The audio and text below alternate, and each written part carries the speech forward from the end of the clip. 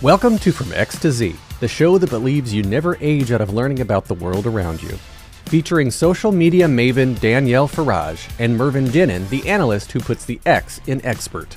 They're here to talk all things jobs, HR, and trends. So mind the generational gap. This is From X to Z, only on the Purple Acorn Network. Hello, and welcome back to From X to Z. My name is Danielle Farage, and I'm joined by the wonderful Mr. Mervyn Dinnon. Hello. Hello, Danielle. How are you doing? I'm fantastic. How are you? As always. No, I'm good. I'm good. I'm happy the sun's shining here in London. That always makes it a nice day. I love that. Yeah, I've been to London in the summer. It is not too shabby. Yeah, no, it's not. It's not. Awesome. Well, I'd love to understand, Mervyn, what did you get up to this weekend before we jump into our main event of the day? Well, I was out with friends at a open air concert Oh, in kind of somewhere down in Kent, in the countryside. very And it wasn't a kind of a rock gig or anything. It was everything from bits of opera to orchestral to some rock and pop stuff, and it was packed because the weather was nice. There was must have been a couple of thousand people there, all with picnics, and you can take your own drink and everything. So that was very, very nice. cool. And then and then on Sunday went for a nice walk along the river. I live near the River Thames, and it was more of a chilling day. How about you? Lovely. Lovely. Wow. Well, I had a much more buttoned up weekend than you. I participated in a course with this woman named Elisa Moss Wine something. I messed up her name because it's long, and it's been a long weekend. But she basically did this course called the Authentic Voice Academy, and I learned more about public speaking and delivery and a lot of the psychology and also the biology of public speaking, which was fantastic. So did that Friday, Saturday, and then Saturday night went out to Long Island to see some family. So that was lovely. We went for a walk, a little hike, if you will, and just chilled by the pool. So that was my weekend. Didn't involve any fun drugs or alcohol, which No, is the reason I'm saying that is because of our uh, topic today. our topic today. Yes, yes. I must admit, alcohol was consumed, but I promise anybody who is watching this that the strongest thing that I am drinking while we record this is, I think, strength number 6 Nespresso pod. Oh, wow. I just had mine. It's delicious. I just got the pistachio pods. They're Ah, phenomenal. yes. Well, the ones with Mhm. ice. Very tasty. Very Yes, they tasty. are. They are. But yeah, it's a fun topic we're going to discuss today. And what's interesting is I think that we might actually clash on this episode. And that's good. It's good. It's good to have healthy disagreement. Yeah. So, why don't we bring it on in? Today, we're talking about this headline, which is that nearly 9% of younger workers use alcohol or drugs at work. So, this is quite a crazy headline to just kind of put out there in the world. Hmm. Mervyn, what were your first, like, initial reactions to reading this? Well, I suppose the initial thought was, this is clickbait. This is something for me and Danielle to talk about. Hmm. I like it. It's kind of younger workers in their early 30s, and they're talking a lot about blue collar jobs there and service industry jobs, I suppose I understand. And I think that in terms of alcohol, that's always been a part. Certainly, I'm British, so it's a big thing, obviously, in the UK. But going back, as I often do on our chats, to when I started in the workplace, yeah, people would go, they wouldn't drink in the office, but at lunchtime you had an hour for lunch, and they would, if the weather was nice, they would go to a pub and use that hour to have a couple of pints or a couple of glasses of wine and a sandwich. So drinking during the day, not necessarily at your desk, was something that I suppose was fairly common. Not 5 days a week, but I mean, it's yeah. I mean, it was not uncommon. I don't really know about the drugs bit. I think that might be closer into Gen Y coming into your generation, but I don't know. I don't know. You tell me. Well, I think what's interesting about this is, which drugs and alcohol were used. I mean, there's only one type of alcohol, but so from the article, it's based. By the way, it's published in the American Journal of Industrial Medicine. This study included 5,000 employees. I'm reading, so forgive me. And this was a longitudinal study from 1997 through 2022. And the surveys included people between ages 12 to 17 in 1997 and followed them through 2022. So I guess it focuses mainly on when they were in their 20s. And so the substance abuse involved 5.6% saying they drank alcohol, 3.1% used marijuana, and 0.8% took cocaine, or opioids, or other hard drugs. So and also I will say the researchers found higher substance abuse risks among food industry workers, higher alcohol among white collar workers, and higher alcohol and marijuana in safety sensitive occupations like construction, maintenance, and transportation.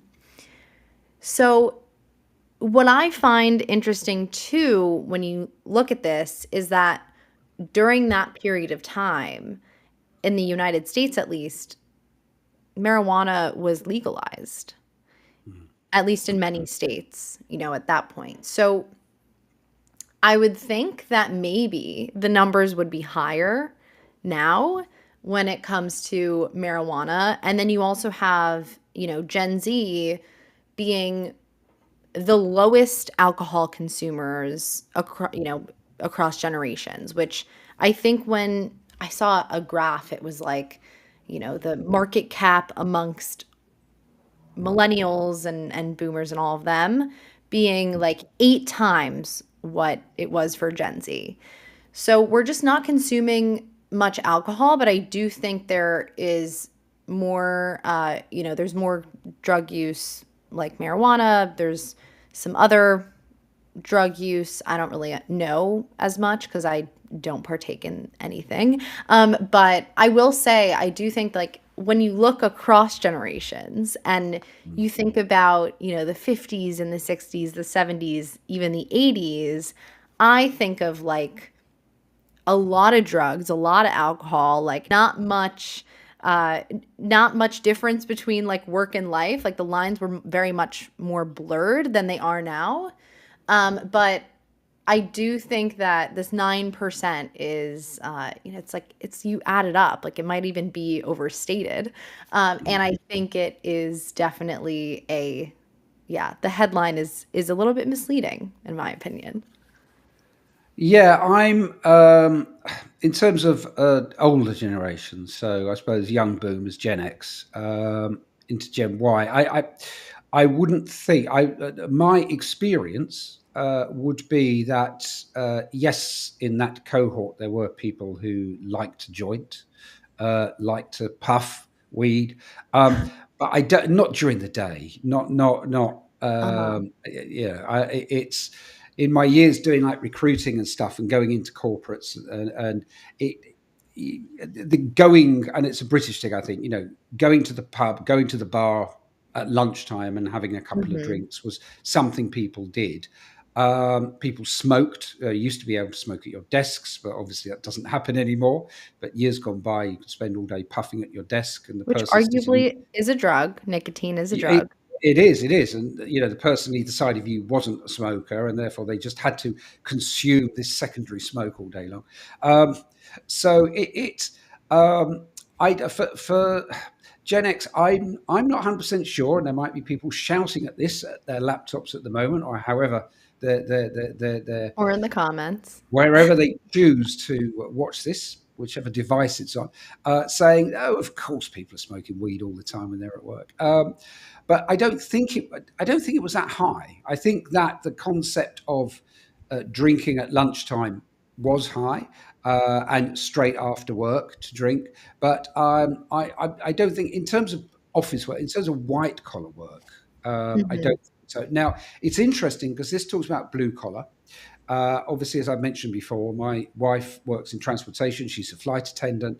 So I know things like airlines and stuff. I know the rules around that are very, very strict. Yeah, they are Mhm. routine drug testing, drink testing. Yeah, in Yeah. airports all over the world, and they have to, make sure that they are completely kind of clean of everything. So I think there are certain service sector and blue collar sectors where I, I'd be surprised if it's as high as this article infers. Now, whether or not they're merging in what people do of an evening, a weekend when they're not at work, I don't know. But um, I I don't know. I'm a little bit skeptical about it. Yeah. As for you, you obviously understand more about Gen Z than I do, but I don't see Gen Z. I mean, I think Gen Z, I see, is liking to experiment with certain of these things. But I think, in terms of the attitude towards work, what comes through in all our chats is how focused it is. It's kind of because you've effectively got to make your own way and make your own work and stuff. So I Mhm. see a slightly different approach to that, which wouldn't necessarily, to me, imply that you're off puffing kind of during the lunch break, kind of outside Yeah. or something. But I might be wrong. I might be wrong. Well, I would also guess that, so there are some other numbers that I just kind of popped up here Mm. on my other screen, which in 2023, the National Safety Council reported that 20% of workers knew someone who used alcohol or drugs while at work. So I would guess that the actual number is probably higher in terms of people who have dabbled as compared to people who regularly use drugs or alcohol at work. And I think the headline is kind of misleading us to think that it is a regular use rather than maybe a one time thing or a couple time thing. And also in the article, what's interesting to your point about, what people do on the weekend, drug test cheating rose more than sixfold in 2023, marking the highest rate in 30 years. So, although the drug test positivity decreased, they also had a greater increase in cheating attempts, which might mean that people are doing it on the weekends and, they just don't want to Yeah. get caught, which I think, it is fair. I'm not a scientist. I don't know the overwhelming effects of what it does in your body to have, the lingering effects of marijuana on a Monday morning after you maybe smoked on a Saturday. But I will say, like, I think for many workers, you should be able to do what you want on the weekend and in like your off time, basically. And I don't I never really agreed totally with like the drug and alcohol testing in certain capacities. I think if, yeah. I think there's been a lot of debate too within sports with athletes, whether or not they should be drug tested for more recreational drugs. But I think as a culture, we're much more pro maybe these less hard drugs and more recreational drugs than we used to be in prior years. And I think that policies should reflect how society functions and our typical feelings about these types of things as a culture. Not to say that it should be one way or another, but I think, when you live in a certain culture, when there are certain norms, to pretend like those things don't exist and like there's such rigid rules, I think will enable people and will encourage people even more to want to break the rules, right? Mm. And so that's sort of maybe what I think about, from a why people are indulging perspective. Yeah, and I also think that what I've found over the years is that people who do indulge very much underestimate the impact this has on them. Mm, So, a lot of people who partake of, I don't know, marijuana, something like that, like the high, but I don't think they really recognize the impact it has. If they're out at a party one night and yeah, kind of, enjoying themselves, I think that they think by 9 o'clock the next morning it's all gone. So I think there is this. The impact of having done it, I think, lingers. yeah, Like with alcohol, if you go out and drink heavily at the pub, then you're going you- to have a hangover the yeah, the next day. worst. So you might, yeah. So you might think, well, actually, I'm okay to go to work today. But at some stage during the day, and if not Yeah, during the morning, you're going to begin to lag. You're going to begin to just ease off and just think, I need a coffee. I need some yeah, fresh air, and that kind of thing. So I think that I, again, we don't really know how rife. I mean, 9% is, well, if we call it 10%, because that's a nice round figure, that's 1 in 10. yeah. So, I mean, it's implying that in every workplace, that 1 out of every 10 people is partaking in drugs or alcohol at work, Which is which, not inconsistent with this stat, according yeah, to the CDC and labor historians, that in 1971, 1 in 10 executives in the US was considered a functioning alcoholic. So, and that's executives, right? We're talking about people who are in positions of power as opposed to people yeah, who yeah, yeah, yeah. are working, in cogs in the machine, in the wheel. So I just want to put that out there as well. So, what do we think that would be now in the 2020s? 1 in 5? I don't know. I actually don't know. I don't know the answer. I I don't think know. there's obviously we understand a lot more about health and the side Yeah. effects and of long term Maybe uh, 1 in 5 do of use. ayahuasca. Maybe that's it. Yeah, yeah. um, I think that, yeah. I mean, I think that historically, looking at the relationship between the workplace and evening activities, be it alcohol, drugs, or whatever, most people underestimate the impact it has on them the following day Yeah. uh, And to by your point, by there are choice, and they use things like caffeine, coffee, a strong coffee as a booster yeah, to give them a bit of a yeah, buzz, and it's a drug yeah, or a yeah, vape.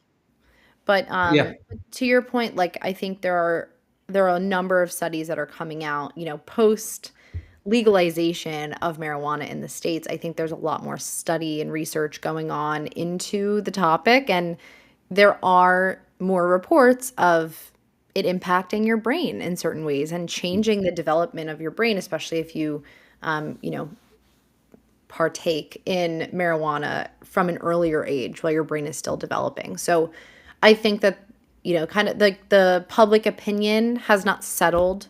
I don't know if it will ever fully settle on drugs and alcohol. I think it's an ongoing conversation, but nonetheless, a very, very interesting one. And I think that it would also make for a good debate online. Like, maybe I'll do a poll yeah. where it's like, which generation do you think consumes the most drugs or alcohol while at work? I feel like there'd be some spicy debate in the comments. And we can have a follow up. We can have an X to Z follow up on the results. We can Never mind double this 9%. We'll get to we'll do our 25%. own study. Yeah. Yeah, no, that's funny. But I do wonder, you know, I think a lot of people that I know who smoke during the day, like use marijuana or maybe even like they vape, like I think they find it to be helpful. So, maybe there's I think the perception of how we view drugs and alcohol, especially in the workplace. I think I personally have always had like a problem with people smoking during the day or like smoking at school, and like I never did it. Like I saw classmates, friends of mine do it, and I just really disagreed with it like vehemently. And over the past few years, like I'm hearing more friends or colleagues or whoever I, come into contact with, they're like, "Oh, I smoke or I partake in this thing because it helps me be more productive. And I find it, to help my creativity or to brainstorm or to hyper focus." And I personally am not in a judgmental place, so I don't judge them for that. But I do think that public perception basically just believes like drugs equal bad or alcohol equals bad. I think this younger generation might have a more open-minded perception around at least drugs. I think alcohol, it's kind of like, yeah, like alcohol is not good for you. It impacts you in so many different ways. And I'd rather not do that. And I'd rather do something else if I have to partake in something, in a substance to get me through the day or a social event or whatnot. So I think that's kind of the perception on the younger side as far as drugs and alcohol today. But also, you can go more specific and you could say we have higher levels of anxiety and depression, and therefore we're less likely to partake in marijuana than maybe millennials were. But I don't know exactly the numbers on that, so I'm not, don't quote me on it. But I have this, I've encountered a lot more people in the last few years be like, yeah, no, I don't smoke because it makes me anxious, or like I'm naturally anxious and it makes me more anxious. It's interesting because, as you know, and for listeners, if you're new, I do on my weekly newsletter on LinkedIn, I do a write-up on each of these episodes. So what I might do when we get round to write about this episode that you're watching at the moment is try to encourage people in the comments to actually, I think just you can be anonymous, but I think, just is it something you do? Is it something you see people doing? Is it something that you're disgusted by the thought of, or is it Oh, something you that's a think, good well, question. just let them Is get on with it? it is it something that you see people doing? Because Yeah, that people could potentially be you too. I see myself doing it. Yeah, yeah. I love that. But yeah, no, I think I think we obviously know more now about the impacts and effects of all this than we probably did 20, 30, 40 years ago. But that I don't know that has cut down. I mean, obviously, nicotine and smoking, we know it has cut down. Yeah, I'm guessing you might know different to me as you're the Gen Z expert, but I think that it kind of boomers and Gen X thought nothing, as I say, of going to well, the pub, I would say, because I'm British, but going to a yeah, bar at lunchtime and having a couple of beers or yeah, having a sandwich at the bar with a glass of wine. But I don't get the impression, and I might be wrong, that your generation would necessarily do that. I think you want to get the work done and over with. I don't know that you want to kind of have this social element of a yeah, lunch break that yeah, extends your day by an hour to go and have a couple of beers or a couple of glasses of wine. yeah. I would agree. I would agree. I feel like my final thoughts on this, and I was following what you were saying, so I kind of stopped thinking about my own thoughts. I definitely did have something to say. But for the sake of time, I do think that for there is this concept of uppers. This is what I was going to say. There's this concept of uppers, right? Like what will help me get through the day and finish what I have to do and just grind, right? And so that I can go home at the end of the day. And I think that in prior generations, it might have been, especially on Wall Street, like cocaine. I think like that's definitely still prevalent in specifically in that industry. But also now it might be pain medication because construction and manufacturing, like those might be labor intensive, and like the blue collar work, it's like if you're if you're at a cash register all day, like you might get tired of standing and it might be extremely boring. So you might want to, partake in something. But I don't think this concept is new, right? I think everything kind of comes full circle. And I will say, as time goes on, we find new ways, new healthier ways to get that kind of up and that feeling that helps us get through the workday. I think now it's turning into things like functional mushrooms and supplements and neurogum, and like there's all these new inventions and findings that are enabling people to kind of get the help that they need in order to finish their work or to get through the day. So I don't think the concept is new. I just think that we're finding more creative ways to get this a similar feeling or even a new feeling that is maybe better for us because we're more conscious of this kind of stuff.